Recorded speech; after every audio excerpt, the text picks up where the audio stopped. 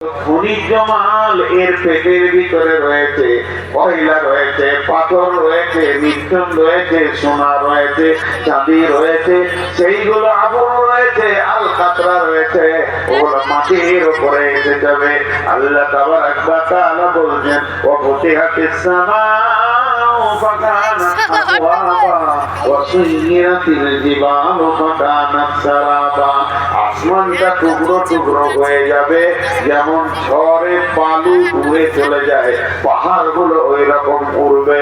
তার মানে কেউ বেঁচে থাকবে না, সমস্ত মানুষ মাটি চাপা পড়ে যাবে, পৃথিবীতে সূর্য থাকবে না, উঠবে না। ইজাস সামাউ ফাতারাত ওয়া ইদাল কাওয়াকিবু ইনতাসারাত ওয়া ইদাল বিহারু সুজ্জিরাত।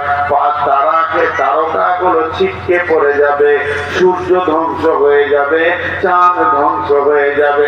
না না না না, তো কেউই না, সব যেন মাটি চাপা পড়ে আছে। এই শূন্য হয়ে না হাওয়া, না বাতাস, না জীব জন্তু কতদিন থাকবে? এইরকম 40 বছর থাকবে। এর জন্য অনেক অনেক মুফাসসির বলেন, সব থেকে যে লোকটা কবরে কোন দিন ঘুমাবে, মাটির নিচে কোন দিন টাইম দিবে, তাকে 40 বছর টাইম দিতে হবে। তারপরে মাটির নিচে থাকার পর যখন ঠিক নির্দিষ্ট টাইমে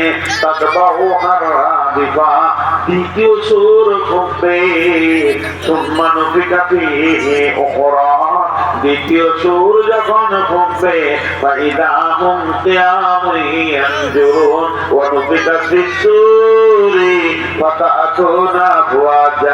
মেঘলা মেঘলা ভাব বলে পাতুলি পোকা বলে একটা পোকা দেখা যায়, পিতুলিকার মস্ত থেকে বের হয়, ফুরফুর ফুরফুর ফুরফুর ফুরফুর ফুরফুর ফুরফুর করে বের হবে। ওই রকম মানুষ মাটির ভিতর থেকে উঠবে। আল্লাহ চ্যালেঞ্জ দিয়েছেন, ওমা হুম আনহা বিগাইবিন।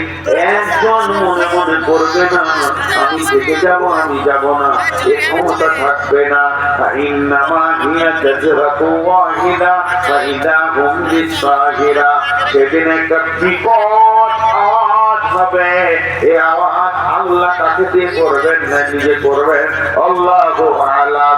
এই আওয়াজটা শোনার সঙ্গে সঙ্গে ফাইদা হুম বিসাহিরা, 100-তে 100 লোক কিয়ামতের মাঠে থাকবে।